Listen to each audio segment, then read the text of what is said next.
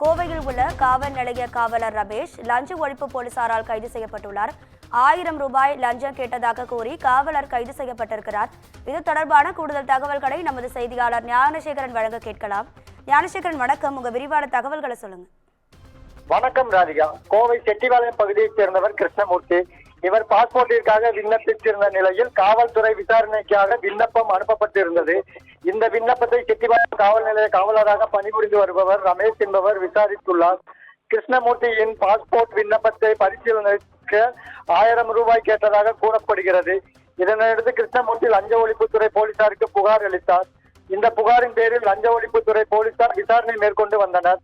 இந்நிலையில் இன்று கிருஷ்ணமூர்த்தி 1000 ரூபாய் லஞ்ச பணத்தை காவலர் ரமேஷிடம் கொடுக்கும் பொழுது காவலர் ரமேஷை லஞ்ச ஒழிப்புத்துறை போலீசார் கையும் கழுவுமாக கைது செய்து ரசாயனம் தடவிய பணத்தை ரமேஷிடமிருந்து பறிமுதல் செய்து போலீசார் செட்டிபாளையம் காவல் நிலையத்தில் வைத்து தற்பொழுது விசாரணை மேற்கொண்டு வருகின்றனர். ராதிகா, உங்க விரிவான தகவல்களுக்கு நன்றி ஞானசேகரன்.